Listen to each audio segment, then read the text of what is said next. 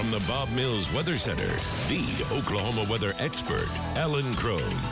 Well, if we just had slightly colder air at the very bottom of the atmosphere, this would be a bigger event for us here. But the timing, even though it's moving through overnight, with the lowest temperature, it's just not quite low enough for a lot of snow. But someone will pick up a little bit of snow this morning. There's going to be a dusting on the grassy areas, kind of the trash can lids in some spots. And then in the far northern areas, for example, this is Bartlesville for Osage County, Washington County, southern Kansas. This is the opportunity that there could end up being an inch, maybe 2 inches of snow in a couple of spots. But the roadways still should be pretty good. I know we're early, dark and early right now, but the snow is coming down and it is accumulating on the grassy areas right now. That shot from our friends at K-Ray K1 Radio. Bob Roloff is in the Bartlesville area. He's going to be traveling that region here for the next hour or so, just to kind of make sure everything's going to be fine there. Brandon Wells is near Claremore eastward, and he is going to kind of get into an area eventually that's going to see some rain changing over to snow. And John Durkee's in the southern part of the metro. We're going to talk to John because he's got some snow off and on and has seen some in the last 10 minutes there on the sides of the road. John, what do you have? Well, you get this quick burst of snow, Alan, and then just about as fast, it'll change back over to rain. When it does come down, it will accumulate on the grassy surfaces, on the mailboxes, the lawn furniture, things like that. But then, again, it's gone in just the next 3 or 4 minutes.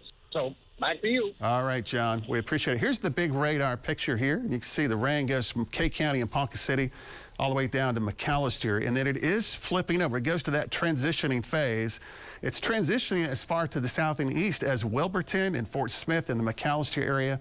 So here's the radar locally. You've got, again, the rain coming down. Snow is coming down. Some of that's surviving through the surface. Some of it's melting before it reaches it.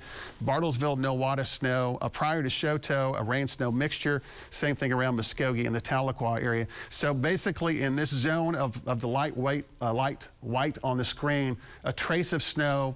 Maybe somebody will pick up a ½ inch to an inch in this area, but it'll be very, spotty. We still think right across the Oklahoma-Kansas state line area, that's the area that would provide us maybe 1 to possibly 2 inches. So we're going to call this a minor impact for most of the area today, and the high temperature would be near 42. So this is a fast-moving system. Rain is going to mix with snow. It gets out pretty quickly after sunrise this morning. Later this morning, we'll have just a little bit more near the Oklahoma-Kansas state line area, and then this afternoon and evening we could have some flurries or two. So again, after the 6, 7, 8 o'clock hour, this probability is dropping down pretty fast. There's the advisories: Pawhuska, Bartlesville, Independence, Coffeyville, and most of Arkansas. Here's the future view. Now, look what happens to the temperatures later today. They're coming up into the mid-40s in southeastern Oklahoma, lower 40s in Tulsa, 42 in Pawnee. Here's the wraparound. So late tonight, early tomorrow morning. Again, don't be shocked if you see a flurry or a sprinkle or two. Tomorrow morning starts into the 30s. High temperatures tomorrow will reach the lower 40s. So Saturday at about 43, we'll have a north breeze.